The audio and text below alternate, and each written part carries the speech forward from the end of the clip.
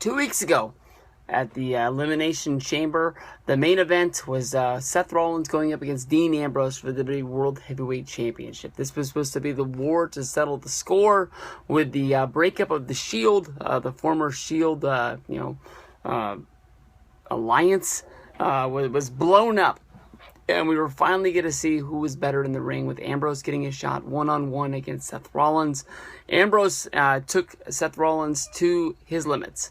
But at a point when it seemed that Rollins was going to start losing favor in the match, he shoved a referee out of the ring. And at that point is when Dean Ambrose was able to flip the switch, take it into another level, and was able to actually have another referee come running out of the back as Ambrose pinned Rollins right in the middle of the ring, 1, 2, 3, enabling him to become WWE World Heavyweight Champion for a matter of a few minutes before the other referee was able to, get his marbles back into his head, get his brain back screwed on, jump up into the ring, and make his announcement that due to disqualification, Dean Ambrose was going to be named the victor, but the belt can't change hands on a disqualification. So it seems that if Seth Rollins was able to find one way to outsmart his opponent, yet once again to keep his championship and to be moving on down the road, keeping his belt, and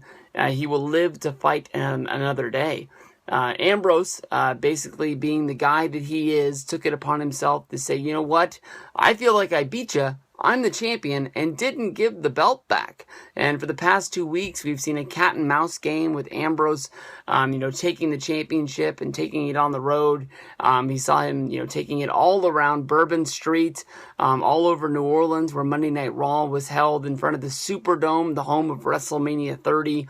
And this all got under Seth Rollins' skin, his championship running around town, the one thing that he loves the most. Why the authority? Why, Triple H couldn't just make another belt and give it to him in order to make the guy happy? I have no clue. But Seth Rollins has a story with the authority himself, where basically Rollins has almost fallen out of favor with the authority. It's almost like once these guys get into the authority, they became the main event and all the spotlight is on them, they start believing and getting in their head. They've seen so many times Triple H make alliances with people and turn his back on them just to move on to the next big thing.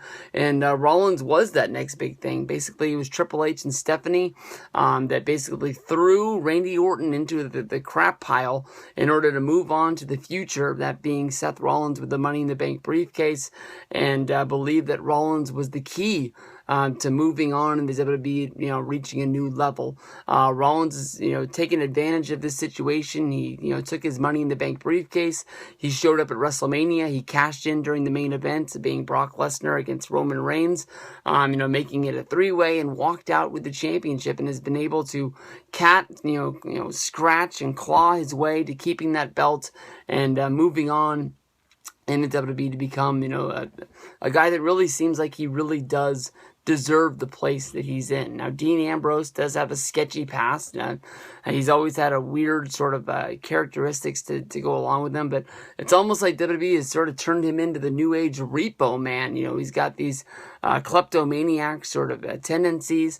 When Rollins was the Money in the Bank briefcase holder, he stole Rollins' Money in the Bank to expose what was in it, only to give it back with the exploding green dye inside, like he was a member of DX. Dean Ambrose has stolen the Intercontinental Championship leading up to WrestleMania 31 from Wade Barrett, thinking that he was the rightful guy. Then that led a whole series of events of everybody stealing the championship, claiming they were the Intercontinental Champion before WrestleMania happened. And then, we come to here, and he's stolen the grandest thing of them all. It's almost like, what's he gonna steal next? Is he gonna go out and steal Brock Lesnar's gloves in order to, start some Brock Lesnar feud up? Or is he going to steal, I don't know, the vest of Roman Reigns? I'm not sure what is next for him to take, but I said last month that it didn't seem, or I said last month again, I said 2 weekends ago that, I really wasn't looking forward to the Elimination Chamber show. It just shaped up not to be what I thought it was going to be. It seemed like Ambrose going up against Rollins was just going to be a Monday Night Raw live main event, and instead, they went out there and they really delivered. These guys really know each other from their time in FCW. You can see from the Shield Blu-ray/DVD that came out a little while ago, they have a long series of matches, and inside the documentary that led up to the set, it's Rollins and Ambrose that really claimed that their rivalry during their NXT time is what led NXT to move forward and get a television deal and become a bigger show and mean more to the WWE than what it was, that they were really out there delivering it. Of course, Rollins didn't love his time in developmental. He really felt like he was one of the best guys there, and he deserved to be on the WWE roster for a long time, fighting with Terry Taylor to the point where WWE thought they were, thinking that this guy's a great wrestler, but this guy is a head case and he's not really conforming to what we need him to do. I think a lot of what developmental is for these wrestlers isn't really to make these guys better wrestlers. A lot of guys come there with really big wrestling what's the word? I guess you can say resumes. And Rollins was the guy that wrestled all over the world, as well as, wrestling for ROH and things like that. He could have easily fit into the main roster. I think a lot of what developmental is trying to break guys down to once they get to WWE and they get on the main roster, they truly believe that they are a rookie and that, they need to claw their way up the ladder yet once again, so they don't go in there with a huge head thinking that they're the best. But I think what the best thing about the generation of wrestlers coming up into WWE right now, whether if it's the guys from the Shield or if it's this big, six group of guys that Triple H has down in NXT right now, that some guys have already moved on to the main roster, these guys really do believe that they are the best. And they're just looking for their shot in order to get it, and they're going to take the best of every opportunity that they get, whether if it's a match on SmackDown or if it's a match on Monday Night Raw, a house show in Des Moines, Iowa. They're going to go out there and they're going to deliver. So I believe that this is going to be a good main event. It's said on Monday Night Raw that this is the main event. The WWE Championship, it should be in the last slot, and I really believe that Rollins is going to beat Ambrose.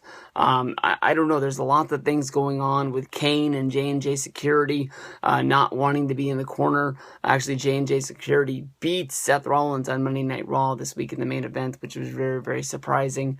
But it happened.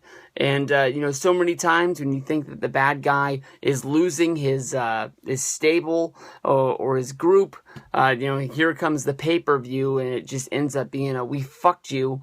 And, the whole time you thought this team is breaking up, and it was just a backstage plan for, Dean Ambrose to let his guard down. And what do you know, Triple H, Stephanie, Big Show, the whole gang surrounds the ring, holding Ambrose down as Rollins climbs up and grabs the belt and becomes the champion yet once again. But, here we go.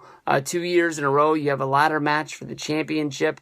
Last year was because of Daniel Bryan and his injury. This year it comes down to Seth Rollins and Dean Ambrose not knowing who the true champion is going to be because of a dusty finish. I remember the Dusty Rhodes death that happened today and all the dusty talk going around. We're talking about the dusty finish from last month that he made famous of basically the babyface getting the big victory and thinking that he actually pulled off the amazing feat only to having it taken away from you. So you're like, well, I did get to see him win, so I'm not going home totally unhappy, because in my heart I really believe that Ambrose beat Rollins. So I know that next month when the pay-per-view's on, I'm going to order the pay-per-view because we saw him beat him once and it was just a technicality. So we have to see him win again. So you end up paying for 2 shows when you should have just got the finish involved in the one.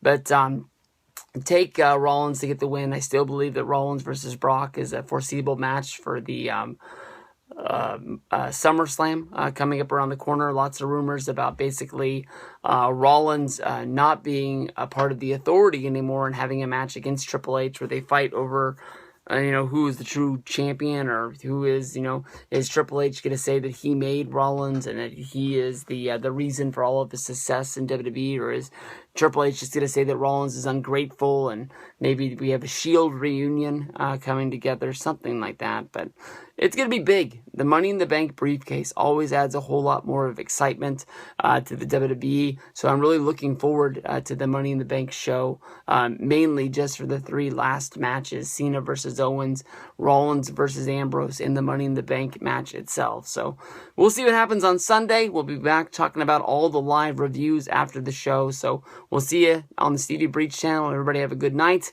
and I'll see you guys down the road.